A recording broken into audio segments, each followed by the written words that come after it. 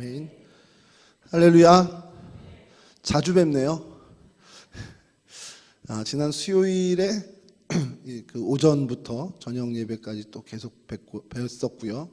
또 오늘 또 금요 겟세마네 때 이렇게 뵙는데, 말씀드린 것처럼 담임 목사님 지금 동대문 지방 과정고시 그리고 토요일까지 이제 자격심사 쭉 계속 이어지는 시간인데요.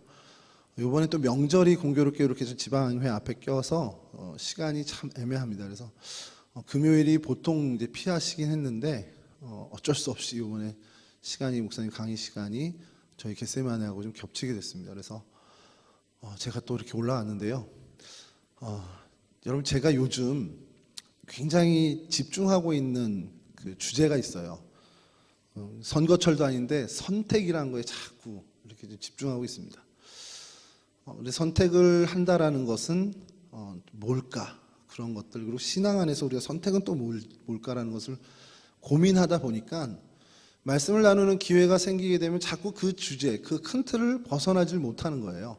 오늘도 그럼 변함없이 이 선택이라는 주제를 가지고 좀 말씀을 나누는데, 실은 이게 지난 새벽 1부 때 그 잠깐이지만 짧게지만 이 말씀을 좀 나눈 일이 있습니다. 그래서 새벽 1부 때 오셨던 우리 권사님들이 여기 몇 분 계시는데 또 듣네? 이렇게 해서 좀 반복되시더라도 다시 한번 좀 양해를 구합니다. 여러분, 살면서 후회하신 적 있나요?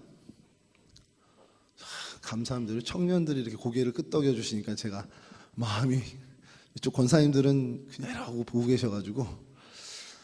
후회하신 적 있으세요? 예. 저는 있을까요, 없을까요? 네, 저도 있죠. 저도 있는데, 후회도 그 애교 같은 게 있죠. 그냥 이거 뭐 후회할 수도 있는 거고, 그래, 그 정도 후회는 괜찮은데, 심각한 후회를 하면 그때부터 인생이 좀 힘들어집니다.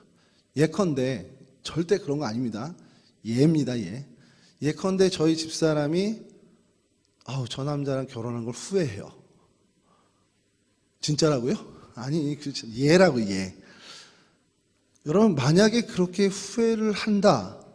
근데 지금 제가 저희 집사람이랑 19년째 살고 있습니다. 제법 살고 있죠? 후회를 한다면 그 시간이 얼마나 힘들겠습니까? 뭐 후회를 해보신 적이 없어서 이렇게 공감을 못 하시는데, 정말 선택을 잘못했구나. 매일 아침, 매일 저녁 보는 사람을 보면서 내가 잘못 선택했네 라고 하는 후회를 한다면 그 인생이 얼마나 힘겹겠냐는 거예요.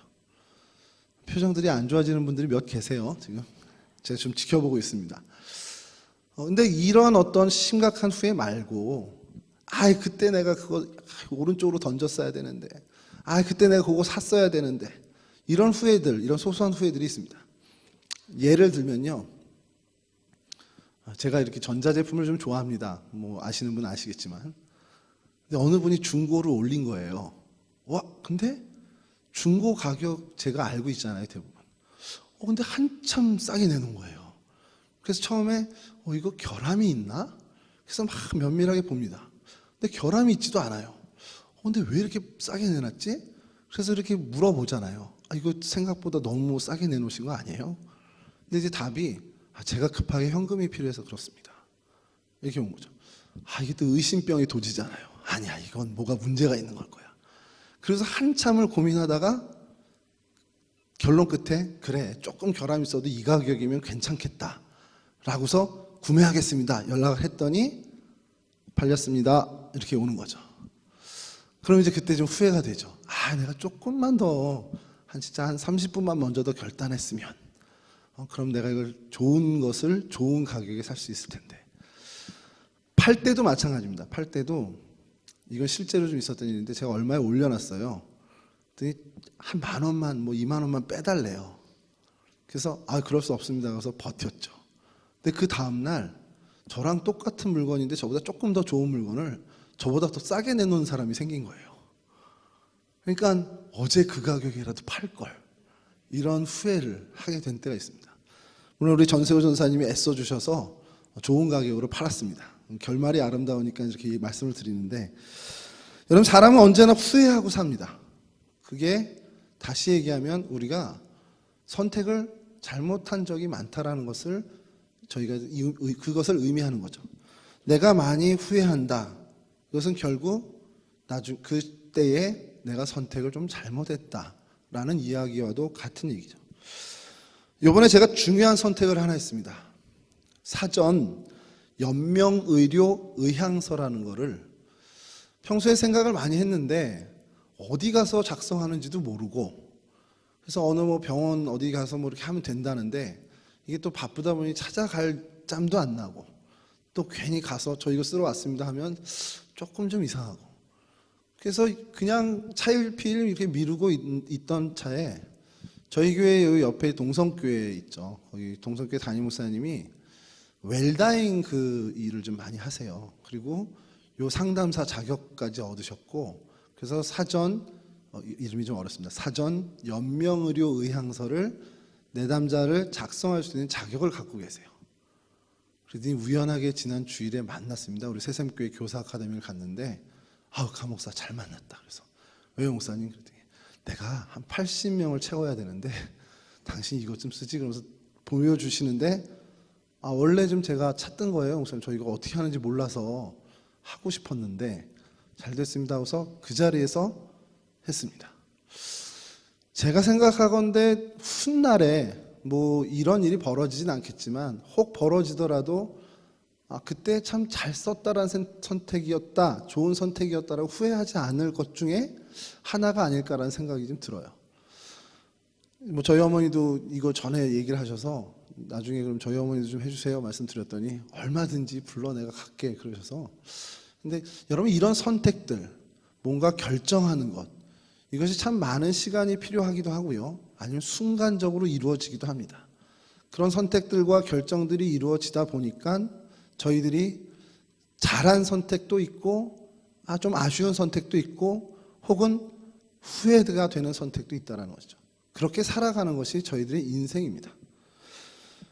아주 어릴 때부터 교회 친구들하고 지금까지 잘 사귀어 오고 있습니다. 친하게 지내는 8명의 친구가 있는데 지금 한 4명 정도는 교회를 잘 안 다니고 나머지는 교회를 잘 다니고 있는데, 이 친구들하고 정기적으로 모이면서 이런저런 얘기를 많이 하죠. 옛날에 어땠다, 옛날에 여주에 구둔역에 내려서 1시간 반 걸어 들어가서 기도원까지 들어간 이런 얘기부터 해서 쭉 많은 얘기를 하다가 어느 날 한번 그런 얘기를 했어요. 이게 누가 던진 건지 기억이 잘 안 나는데 한 친구가 인생을 결정짓는 게 진짜 능력인가? 이런 얘기를 한 거예요. 그러니까 한 사람의 능력이 정말 탁월하면 그 능력만큼 그 사람의 인생이 우리말로 잘 풀리냐, 그러니까 소위 말로 성공하냐, 잘 살 수 있냐, 이런 질문을 느닷없이 했습니다. 근데 저희 친구들만 해도 그때 당시에 보면 학교 다닐 때 공부를 제일 잘하던 애가 소위 저희 말로 제일 잘 풀렸냐? 그렇지가 않아요. 근데 그럼 그 친구가 공부만 잘해서 운동은 못하고 다른 거 잘 못해서, 아니요, 그 친구는 키만 작지 운동도 잘하고 공부도 잘하고 한 다방면으로 정말 능력이 있는 친구입니다. 근데 그 친구가 제일 잘 풀렸냐 그러면 그렇진 않아요. 중간쯤 하던 친구가 저희 중에선 그래도 제일 저희들이 볼 때, 세상의 기준으로 볼 때 제일 잘 풀리고 또 지금도 제일 여유롭게 삽니다. 결국에 인생은 능력에 따라서 이게 좌지우지되는 게 아닐 수 있다는 얘기를 저희들이 한 거예요. 그래서 한 친구가 느닷없이 인생에 있어서 중요한 건 능력보다, 어떤 배경보다, 소위 우리말은 어떤 줄보다 선택 아니냐, 이런 얘기를 한 거예요. 근데 그 얘기를 다 듣고 모두가 좀 잠깐 침묵에 빠지면서, 그래, 인생을 결정짓는 건 현명한 선택이 맞을 수도 있겠다라는 생각을 했습니다. 그러면서 이제 좀 저희들의 삶을 복기해 보는 거죠. 그래, 내가 살아왔을 때 그래, 그 시점에서 그 선택을 했기 때문에 내가 지금 이 자리에 있는데 그게 참 현명한 선택이었기 때문에 내가 지금 행복하구나 라는 것도 있고요. 그 시점에 내가 그때 저걸 선택했어야 되는데 이걸 선택해서 지금 내가 여기 있구나, 그때 내가 좀 더 현명했으면 하는, 아까 말씀드린 것처럼 후회하는 선택도 있다라는 거죠. 너무 이제 심각한 얘기를 하는 것 같아서 죄송한데, 인생의 선택. 근데 여러분 이것처럼요, 신앙도 선택으로 인해서 결정되는 게 너무도 많다라는 걸 지금 보게 됐어요. 물론 그런 친구들과 이런저런 얘기하다가 저도 단초를 얻게 된 거지만, 야, 신앙생활도 그렇지 않나? 라는 생각을 해본 겁니다. 그래서 저희 어머니, 제가 이제 신앙이 좋은 분들을 가까이 계시지만, 그분도 그분들의 사적인 이야기들까지는 속속들이 잘 못하잖아요. 신방을 해서 조금 알게 되는 부분도 있지만, 그 속내 정말 깊은 속의 이야기까지 제일 잘하는 건 저희 어머니, 저희 아버지거든요. 저희 형도 얘기 잘 안 해요. 저희 어머니, 아버지나 얘기하시지. 집사람도 얘기 안 합니다, 잘. 해야 이런 고민들, 아이들에 대한 얘기하지. 결혼 전에 대학 생활, 고등학교 생활, 어떻게 지냈어? 이런 얘기 안 하잖아요. 하면 큰일 나죠. 저도 얘기 안 하니까. 근데 여러분, 그 선택, 신앙에 있어서의 선택은 우리가 일반적인 선택과 비슷하지만 조금 다른 것이 있는 게, 일반적인 선택도 좀 어느 정도 있는 것이, 여러분 이걸 선택하면 이쪽에 어떻게 되는 거죠? 폭이 되는 겁니다. 그러니까 이제 좀 가까운 거리에 있어서 내가 두 개 다 쥐었어 할 수도 있는 선택도 있지만, 대개의 경우가 이걸 선택해서 이 길을 가면 이쪽을 선택해서 저 길을 가는 그 선택은 완전하게 포기를 해야 되는 겁니다. 좀 쉽게 이해를 드릴게요. 박주영이라는 이런 생긴 분이 프로포즈를 해왔어요. 이제 어느 여자분인데. 근데 이쪽에서 전세호라는 또 남성이 프로포즈를 했어요. 그러면 누굴 선택하겠습니까? 대답 안 하셔도 됩니다. 답은 정확히 이제 나와 있는 답이기 때문에 굳이 말씀 안 하셔도 되는데, 자, 그러면 여러분들의 마음과 제 마음처럼 전세호를 택했어요. 그러면 박주용이라는 남자는 완전히 포기해야 되는 거예요. 근데요, 전세호라는 남자를 선택을 했는데, 아니야, 저쪽도 포기 못해 하고서 저쪽도 선택한 것 마냥 잡고 있다. 큰일 나는 거죠, 그때부터. 네, 그때부터 이제 저 TV에 나오죠. 사랑과 전쟁 이런 것처럼. 인생의 선택이 대부분이 그렇다더라는 거예요. 그러니까 두 개를 다 가지고 갈 수 있죠. 능력이 많아서 남 직업을 두 개 갖고 세 개 갖고도 할 수 있고, 능력이 많아서 이것도 갖고 저것도 가질 수도 있지만, 그런 경우는 좀 예외적인 일이고, 대개의 선택은 이쪽을 택하면 이쪽은 완전히 포기해야 되는 것을 의미합니다.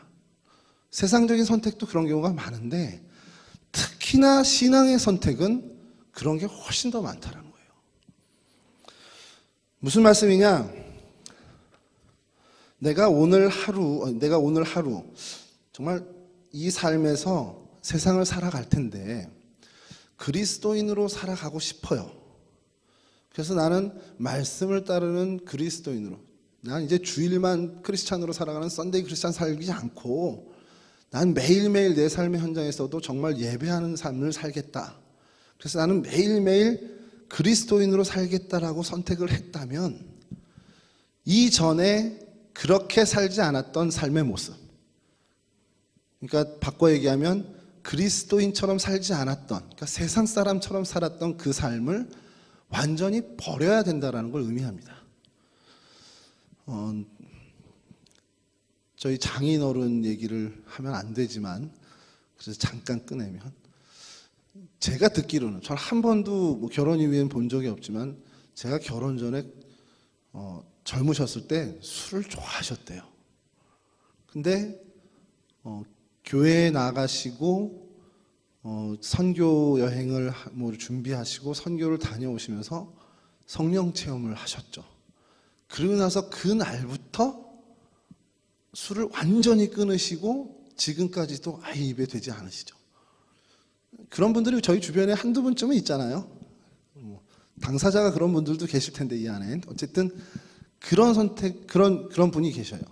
근데 제가 장인어른을 뵈면 결국 그 성령 체험 후에 그 옛날 모습을 이제 포기하고 이런 그리스도인의 삶을 살았다라는 것은, 그리스도인의 삶을 선택해서 살아가는 것이지만 바꿔서 얘기하면 옛날처럼 사는, 그때 당시에 한 선생님처럼 사는 삶은 완전히 포기한 게 됐다는 겁니다.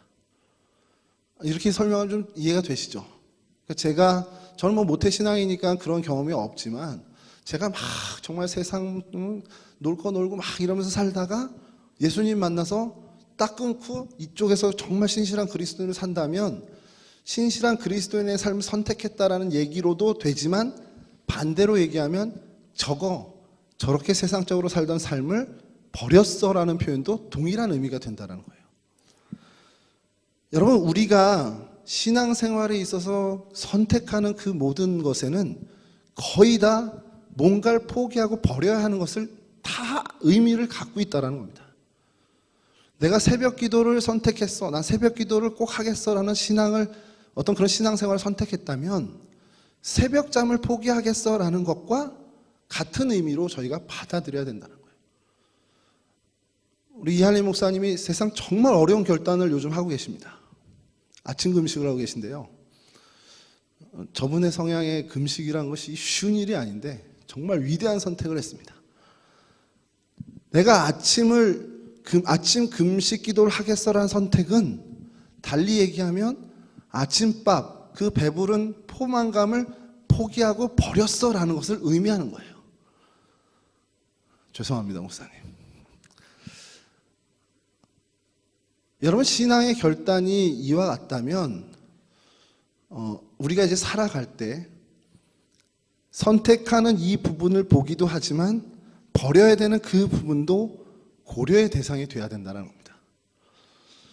그러니까 내가 이것을 선택할 때 이 선택하는 게 너무 좋아서 그냥 그 좋은 마음에 이걸 선택하지만, 그것을 선택할 때 반대편에 버려야 되는 것들을 전혀 의식하지 않고 이것만에 취해서 선택을 하면 아무리 좋은 결단이라 해도, 선택이라 해도 후회를 하게 된다는 거야. 선택하고 보니까 이걸 내가 놓쳤네? 그러니까 선택의 기로에 섰을 때 이것을 선택할 때는 반대편에 버려지는 것까지도 철저하게 고민하고, 버렸을 때 나에게 큰 여파가 없을지, 버렸을 때도 내가 괜찮은지, 그것을 고민하고 선택해야 된다는 겁니다. 좀 쉽게 또 예를 들게요. 여러분, 오늘 일찍 끝납니다. 감사하죠.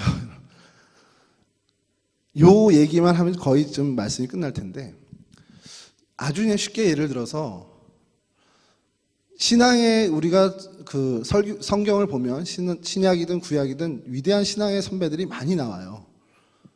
근데 그 신앙의 선배들의 이야기를 어릴 때부터 듣고 자라면서 마음속에 저도 그렇지만, 야, 나도 저런 믿음의 사람이 되고 싶다라는 생각들이 들 수가 있습니다. 저는 이제 요셉이 참 그랬어요. 요셉이, 야, 참 정말 이야기가 너무 다이나믹하잖아요. 뭐 아빠한테 이쁨 받다가 뭐 형들에게 시기를 받고 또 팔려갔는데 거기서 또 그냥 끝날 줄 알았던 인생이 막 기사회생 하듯이 멋지게 다시 역전하고, 또 그냥 거기서 잘 살았다로 끝나는 게 아니라 또 그때 형들을 만나네요. 만나서 피해 복수를 할 줄 알았는데 그것도 또 멋있게 대인배처럼 참 멋있다. 그러면서 어릴 때 순수한 마음에 들었던 생각이, 요셉처럼 살면 참 좋겠다. 그래서 혼자 막 꿈꾸는 거죠. 혼자 정말 꿈꾸면 엄마한테 가서, 엄마, 나 어젯밤에 이런 꿈 꿨는데 이건 무슨 뜻일까? 이런 어린 모습들도 갖고. 자, 그런데 저뿐만이 아니라 우리가 신앙생활 하면서 신앙에서 드러나는 많은 뭐 사사도 있고요, 많은 선지자도 있고요, 주님의 제자들도 있고, 그런 사람들의 모습, 아주 좋은 모습들을 보면서, 야, 나도 저 모습을 좀 닮고 싶다. 나도 저런 인생 살고 싶다. 그런 선택이나 그런 결단을 하면요, 저희가 많은 경우 놓치는 게 뭐냐면, 요셉을 예를 들겠습니다. 요셉처럼 살고 싶다. 방송실에 있는 김요셉 전사님이 자꾸 깜짝깜짝 놀랄 거예요. 지금 졸다가 막 요셉 이러면서. 근데 그 요셉처럼 살고 싶다라는 것을 얘기하면, 선택하면 저희가 간과하는 게 뭐냐면, 요셉의 그 험난했던 시절은 다 제끼고 아버지한테 이쁨 받아 채색옷 입었던 것, 옥중에 갔지만 옥에서도 뭔가 인정받았던 것, 그래서 꿈 해석 한번 잘해서 총리가 되고 총리가 돼서 나라를 잘 통치한 그런 어떤 단열매들만, 달콤한 열매들만 보면서 그걸 갖고 싶어 한다는 거예요. 근데 여러분 가만히 생각해 보세요. 형들 빨리 집에 오래요 하고서 형들 부르러 나갔다가 야 꿈꾸는 자가 온다 라고 형들이 하면서 죽이자는 도모를 하죠. 아니 아버지한테 이쁨 받았다고 그게 죽을 일입니까? 저만 그렇게 생각하나요? 아버지한테 이쁨 받으면 죽어도 되는 건가요? 아버지한테 이쁨 받았다고 형들이 죽인다. 근데 다행히 그 유다와 또 루벤의 이야기로 인해서 죽이지는 말자라는 걸로 해서 그냥 이스마엘 상인에게 팔죠. 아니 팔린 게 다행이다라고 생각하기도 어려운 게 아버지한테 이쁨 받은 게 정말 어떻게 보면은 인신매매 당할 일인가 라는 걸 생각하면 정말 억울한 일이거든요. 자 그렇게 팔려갔어요. 팔려가서 열심히 보디발 장군의 집에서 집안일 책무를 잘했습니다. 정말 신실하게 했던 모양이에요. 그랬더니 이 집주인이 모든 걸 다 맡긴 거예요. 너무 잘하니까. 요셉은 거기서 열심히 한 것밖에 없습니다. 보디발의 아내가 누명을 씌우죠. 그리고는 옥에 갑니다. 내가 열심히 주인의 일, 맡은 일을 열심히 한 것으로 인해서 억울한 옥살이를 하게 됐다. 진짜 억울하죠. 물론 그 안에 그런 얘기를 하시는 분이 있더라고요. 그래도 보디발이 요셉을 참 인정했던 것 같다고. 그 자신의 부인을 겁탈하려고 했다라는 얘기를 들은 거잖아요. 근데 그게 옥에 보낼 일이냐? 죽일 일이죠. 그거야말로. 근데 죽이지 않고 왕의 죄수의 옥에 보냈다라는 건 그만큼 보디발이 요셉에 대해서 의심하지 않았고 자기 와이프의 체면 때문에 그냥 처벌한 거다라는 해석도 있습니다. 아니면 그렇게 됐던 저렇게 됐던 나는 열심히 맡겨진 일에 최선을 다한 건데 결국 나에게 돌아온 건 옥살이에요. 굉장히 억울한 일입니다. 여러분 요셉처럼 우리가 되고 싶다라는 것을 생각할 때 요셉이 꿈꾸는 자, 그래서 꿈을 해석을 잘하고 하나님과 가까이 지내고 하나님의 뜻을 알고 또 애굽의 총리가 돼서 정말 그 인생이 많은 영향력을 끼치는 사람이 됐다라는 건 그런 달콤한 열매만 바라보고 선택하고 싶은 소망을 가질 때가 너무도 많다라는 겁니다. 그의 어두웠던 그 쓰디쓴 열매는 간과한 채 말이죠. 다윗은 안 그렇습니까? 다윗이 정말 하나님의 마음에 합한 자가 되었다라는 그것만을 우리가 바라보고는 다윗이 그 많은 인생의 그 숱한 시간에 쫓겨다녔던 정말 방랑자로 살았던 그것은 사실 간과하는 경우가 너무 많다라는 거예요.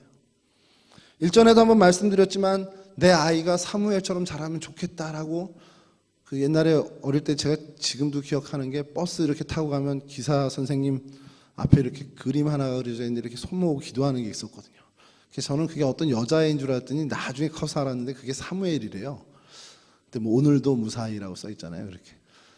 근데 그 내 아들이 내 아이가 정말 사무엘처럼 훌륭하게 신앙에 어떤 하나님의 쓰임받는 사람이 됐으면 좋겠다라고 기도하면서 정작 자신이 한나처럼 젖대기가 무섭게 아이를 포기해야 되는 그 이별, 그런 어떤 자기 권리의 포기에 대해서는 생각하지 않은 채 사무엘처럼 됐으면 좋겠다라는 바람만 갖고 있다는 거죠. 우리가 신앙의 선택을 할 때에 이런 많은 부분에 있어서 한쪽 선택하는 긍정적인 면만을 바라보고 다른 한편에 대해서는 간과하는 때가 너무 많다는 거예요. 오늘 드리고 싶은 말씀이 뭐냐면 신앙에 있어서 무슨 선택을 하든지 다른 한쪽을 포기하는 일, 그 부분에 대해서 저희가 철저하게 생각을 해야 된다는 것인데 이것이 개인의 선택에서 이것을 선택할 때 내가 이걸 못하게 되겠지라는 아쉬움과 그런 것에 대해서 수용뿐만 아니라 내가 이것을 선택했을 때 저쪽을 선택한 사람도 있다라는 겁니다. 그러니까 이게 전제가 좀 중요하죠. 하나님이 기뻐하는 선택은 이거고 이쪽은 하나님이 싫어하는 선택입니다. 그러면 이쪽을 선택하고 이것은 당연히 버리고 뒤도 안 돌아봐야죠. 자, 근데 신앙의 선택이 그렇게만 양분되는 게 아니고 A라는 것을 선택하는 것이 하나님이 나에게는 맞는 선택인데 B라는 것을 선택하는 선택이 저 사람에게는 맞는 선택이 될 때도 있다는 거예요. 어렵습니다만 쉽게 얘기를 해드리면 제 주변에 장애인 사역을 하시는 분이 좀 있어요. 가까운 분 중에. 그분은 노상, 이제 연세가 저보다 한참 많으신데 그분은 항상 말씀하실 때 불만이 뭐냐면 한국 교회가 너무 개교회 중심인데 특히 장애를 가진 사람들한테 너무 관심이 없다는 거예요. 제가 봐도 좀 관심이 좀 덜 할 수 있어요. 그분 입장에서 보면. 그분은 모든 목회가 다 장애인에게 올인되어 있기 때문에. 그러니까 이분은 늘 불만을 얘기하시는 게 장애인에 대한 정말 당신만큼의 관심과 지원을 하지 않으면 그 목회가 뭔가 잘못된 목회라고까지 이제 이야기를 하시는 거예요. 근데 그와 비슷한 사역을 하시는 그분은 이제 고아 사역만 하시는데 그 아이들을 돌보시면서 잘 해오시다가도 어쩌다가 불만을 툭툭 얘기하시면 고아나 이런 표현은 뭐 요즘은 용납되는지 모르겠지만 좀 결손 가정이라고 그때 당시엔 표현을 했는데 결손 가정에 관심이 없는 기성 교회의 목회는 틀린 목회라고까지 이제 얘기를 하시는 거예요. 근데 과연 그러냐는 거예요. 장애인에 대한 관심이 비교적, 그러니까 아예 없는 건 아니지만 비교적 덜한 교회가 무조건 다 잘못된 건가? 그분 기준엔 잘못된 거겠지만 진짜 잘못된 건가? 어떻게 보면 깨어진 가정이나 요즘은 이제 다문화 가정부터 어떤 부족한 가정들에 대해서 집중하지 못하고 많은 배려를 못하는 목회는 다 틀린 목회인가? 라고 엄밀히 얘기하면 그렇지는 않거든요. 이 교회는 이 교회의 모양대로 이 선택을 해서 이들이 갖고 있는 하나님의 은사와 하나님이 주신 은사에 맞게 그 사역을 열심히 하면 그뿐입니다. 그리고 이쪽 교회는 하나님이 주신 은사와 그들이 갖고 있는 여러 재능들이 장애인을 섬기는 데 적합하게 돼 있다면 그 일로 열심을 내고 영광을 돌리면 그걸로 되는 거죠. 요즘은 뭐 이제 노인들에 대해서 특화된 교회들도 있고요. 또 젊은이들이나 뭐 청년 혹은 교회학교에 특화된 교회들도 있습니다. 그러면 이쪽에 특화된 교회가 저쪽에 특화된 교회를 보면서 에이, 니네 틀렸어 라고 할 수 없다라는 거예요. 그것은 공동체 사이에서도 마찬가지지만 개인과 개인 사이에서도 마찬가지입니다. 예전에 담임 목사님께서 뭐 우리 교회 이런 교회 됐으면 좋겠다라는 주제로 설교를 하실 때 용두동교회가 지난 수십 년의 기간 동안에 기도원 영성을 갖고 계신 분들과 또 굉장히 지성의 어떤 신앙에 추구하는 분들이 서로 충돌 없이 정말 한 교회 안에서 아름답게 조화를 이루며 간다라는 얘기를 하시는데 이게 참 용두동교회의 장점이구나라는 생각을 했습니다. 이 편을 선택해서 이 성향의 신앙의 어떤 모습을 갖고 있는 분들이 저쪽의 성향을 갖고 있는 분들에 대해서 니네 틀렸어, 잘못됐어 생각조차 언급조차 안 한다는 것. 그것은 뭐냐면 바꿔 얘기하면 인정한다라는 얘기입니다. 반대쪽도 마찬가지고요. 저희가 쉽게 실수하는 것 중에 하나가 내가 가진 신앙의 성향과 조금은 다른 성향을 갖거나 혹은 좀 반대 모양의 성향을 갖고 있을 때는 거침없이 판단을 할 때가 많다라는 겁니다. 저희 교회가 그렇다는 게 아니고 대개 한국 교회의 신앙의 성향이 그렇다는 거죠. 아까 말씀드린 좀 특화된 목회를 하시는 분들 사이에서조차도요. 그 모습이 성경에 어디에 등장하냐? 바로 오늘 본문에 등장하는 겁니다. 마르다가 볼 때 주님을 모시고 섬기는 건요, 주님이 불편함 없도록 자리를 펼쳐드리고 시장하시지 않도록 먹을 것을 공개하고 혹 오늘을 치면 덥지 않을까 에어컨 틀어드리고 불편함 없을까 뭐 어떤 모든 것들을 다 준비하고 그것을 마련하는 게 주님을 모시는 최고의 어떤 섬김, 베스트라고 생각을 하는 거예요. 근데 마리아는 주님을 위하는 혹은 주님을 대하는 그 모습이 마르다와는 전혀 다른, 주님의 눈을 맞추고 주님 하시는 말씀을 경청하고 주님의 발꿈치에 앉아서 주님 가까이에 계속 바라만 보고 있는 것이 주님을 섬기는 최고의 섬김이라고 생각하는 거죠. 자, 그럼 둘이 다 그렇게 나눠서 섬기면 좋은데 마리아가 하는 얘기가 뭡니까? 마리아가 준비하는 일이 많아서 마음이 분주하고 그렇게 섬기는데 손이 모자란 거예요. 주님이 불편함 없도록 섬겨야 되는데 라고 하는데 손이 모자라요. 그러니까 주님께 이럽니다. 주여, 내 동생이 나 혼자 일하게 두는 것을 생각하지 아니하시나이까. 그를 명하사 나를 도와주라 하소서. 이게 되게 완곡한 표현이지만 쉽게 얘기하면 주님 쟤 좀 혼내주세요. 저희 딸이 맨날 저한테 와서 아빠 훈이 좀 혼내줘. 뭐 이거랑 똑같은 거예요. 훈이가 와서 아빠 누나가 나 또 때렸어. 혼내줘. 이 얘기예요. 예수님 나 좀 바빠 죽겠는데 쟤는 안 도와줘요. 쟤 좀 뭐라고 해주세요. 그래서 나 좀 도와주게 해주세요. 이 얘기입니다. 그러니까 지금 틀렸고 잘못하고 있으니까 좀 가르쳐서 깨닫게 해서 나를 좀 도와주게, 옳은 길로 좀 오게 해주세요라는 얘기입니다. 근데 주님의 반응은 뭡니까? 여기도 완곡한 표현이지만 아니야. 얘는 이 편을 택했으니까 얘가 좋은 거 택해서 얘가 좋은 대로 갈 거야. 넌 신경 쓰지 말라는 겁니다. 그러니까 그 마음을 접으라는 얘기죠. 여러분, 나와 조금 다른 신앙의 모습 혹은 내가 생각할 때입니다. 내가 생각할 때 조금 미숙한 신앙의 모습을 지닌 사람들, 우리가 너무 쉽게 판단하고 그것을 주님에게까지 불평불만으로 얘기하고 있지는 않은지, 여러분 그들 역시 우리와 같이 우리가 선택한 우리의 선택이 옳은 선택이라면 그들 역시 옳은 선택일 수 있겠다라고 우리가 인정해 줘야 한다는 겁니다. 물론 마르다와 마리아를 놓고선 이제 이 본문을 해석하는 해석은 참 다양합니다. 마리아의 신앙이 더 주님의 마음에 합했다, 이렇게 성경학자들이 하는 분도 있고, 또 어떤 분은 마리아는 봉사까지 하는 신앙의 수준이다. 말씀을 듣고 말씀을 먹는 것을 넘어서서 이젠 일할 수 있는 신앙의 수준까지 간 사람인데, 그런 사람들이 조심해야 되는 게 나보다 아직은 봉사의 자리까지는 오지 못하는 미숙한 이들을 용납해주고 수용해줘야 하는 본문이다, 이렇게 해석하는 분들도 있습니다.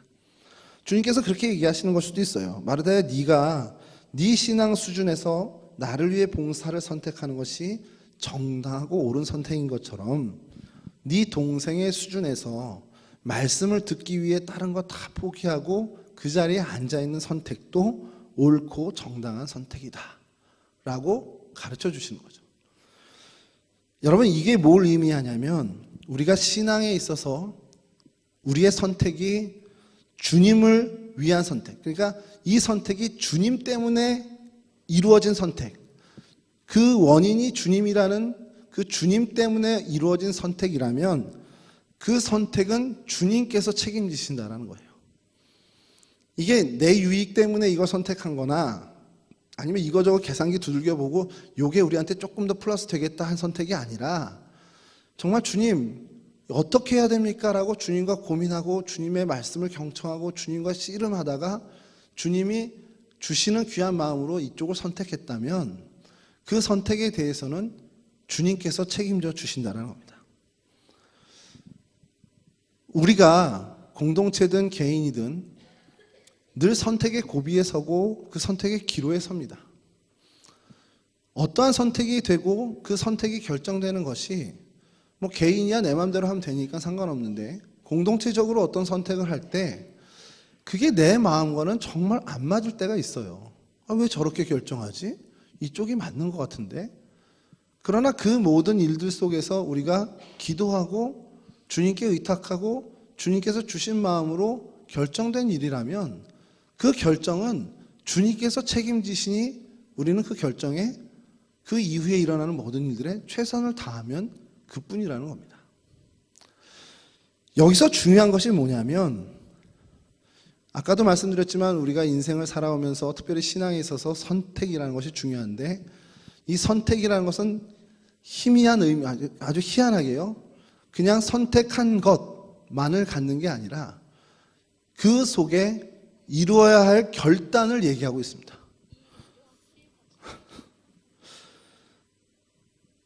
선택을 했다, 이것은 결단을 했다와 동일한 말이라는 거예요. 내가 이쪽을 선택했어 라면 그 선택 자체로 그냥 이것이 이루어지는 게 아니라 뭔가 그 선택에 수반하는 결단을 이루고 나아가야만 한다는 것이고, 그렇게 할 때 주님께서 책임져 주신다는 겁니다. 그러니까 주님으로 인해서 주님 때문에 이쪽을 선택했다면 그래서 우리가 그 주님이 좋아하시는, 주님이 바라시는 것을 선택한 것이라면 우리가 거기에 선택한 이상 그냥 선택했으니 끝, 이게 아니라 선택한 후에 우리가 밟아야 하는 그 단계 걸음걸음을 가야 된다라는 것. 그런 결단이 수반되어야만 한다라는 거죠. 그렇게 될 때 주님께서 그 결과를 책임져 주신다는 겁니다. 쉽게 얘기하면 이래요. 한 사람이 이제 자라나서 이제 배우자를 만나게 되겠죠.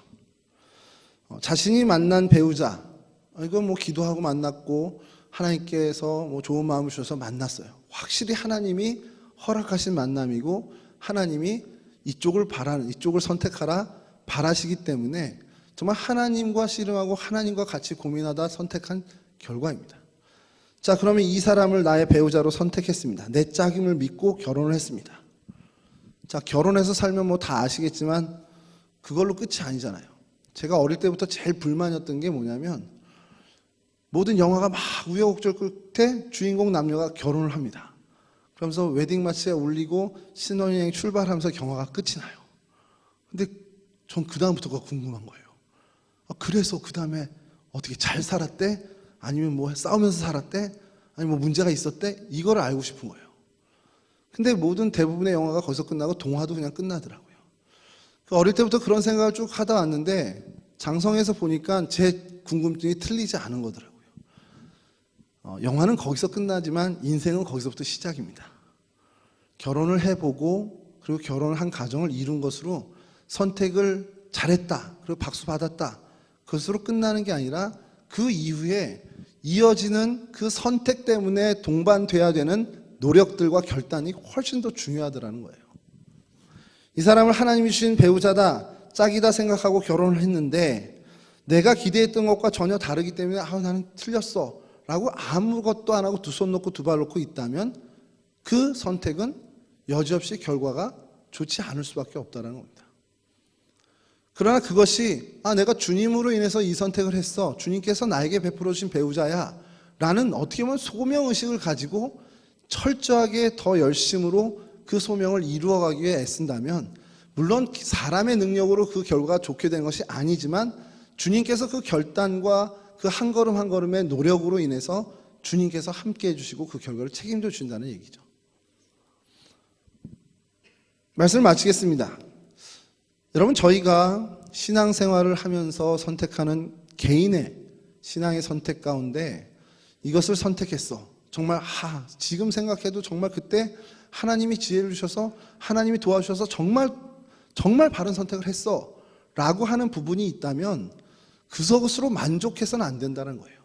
그 선택 이후에 걸어가야 될, 밟아야 할 우리의 결단과 우리의 땀 흘림과 우리의 수고함과 애씀이 동반돼야만 그 결과를 하나님이 책임져 주신다는 겁니다.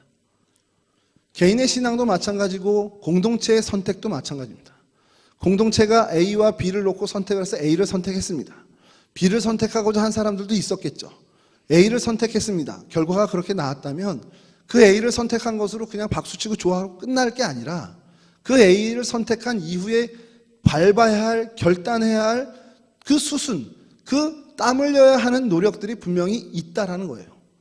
그것을 위해서 수고하고 애쓰는 그 노력이 결여된다면 그 선택은 다른 선택과 비교했을 때 하나도 나을 것이 없는 선택이 됩니다. 그 선택이 정말 옳은 선택이 되고 그 선택이 정말 하나님께 영광 돌리는 선택이 되기 위해선 마땅히 그 선택에 동반되는 그 걸음걸음을 신실하게 걷고 신실하게 그것을 이루어 가야만 한다는 것이죠.